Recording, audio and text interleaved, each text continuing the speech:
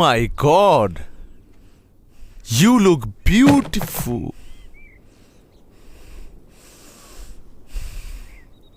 এই কি হয়েছে? কি হয়েছে? এই আশ্চর্য, চেহারাটা এরকম করে রেখেছিস কেন? তুই কি কোনো কারণে আমার উপর রাগ করে আছিস? রাগ করব কেন? জন্ম থেকেই আমার চেহারাটা এরকম, দেখলেই মনে হয় রাগ করে থাকি। দেখলে মনে হয় রাগ করে থাকি। এই তুই কি তোকে চিনাচ্ছিস আমাকে? আমি তোকে খুব ভালো করেই জানি। সমস্যা কি বল?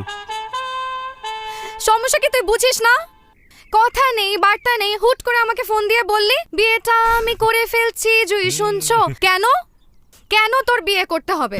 তুই মাত্র 2 দিন হলো পড়াশোনা শেষ করেছিস, তুই একটা ভালো চাকরি করবি, তুই নিজের ক্যারিয়ার করবি, এস্টাবলিশ হবি, তা না বিয়ে করার জন্য পাগল হয়ে গেছে। কানের কাছে চিৎকার করছে। এই কথা তো তোর মুখে শোভা পায় না। এই কথা যদি পাত্রীর মা বলতো তাহলে একটা কথা ছিল। পাত্রী মা তো আমাকে কিছুই বলেনি। সে আমাকে বলতে পারতো যে তুমি যে আমার মেয়েকে বিয়ে করতে চাও, কি করো তুমি? তখন আমি বলবো আমি বেকার, আমি কিছুই করি না। তারপর সে আবার আমাকে জিজ্ঞেস করতো যে তুমি আমার মেয়েকে খাওয়াবে কি? আমি বলতাম আমি যা খাই তাই খাবে। তারপর সে যদি আরো রাগান্বিত অবস্থায় আমাকে জিজ্ঞেস করতো যে আমার মেয়েকে কি তুমি সুখী রাখতে পারবে? তখন আমি বলতাম এই প্রশ্নটা আপনি আমাকে না করে আপনার মেয়েকে প্রশ্ন করুন যে সে কি আমাকে সুখী রাখতে পারবে কি না।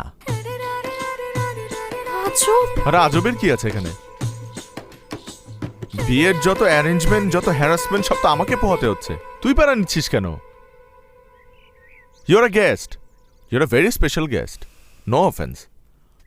তুই ঢাকা থেকে সুনামগঞ্জ পর্যন্ত আসছিস আমার বিয়ে খাওয়ার জন্য। বিয়ে খাবি, খেয়ে চলে যাবি, ব্যাস। না মানে খাওয়ার সাথে সাথে যেতে হবে না, মানে একদিন পর গেলে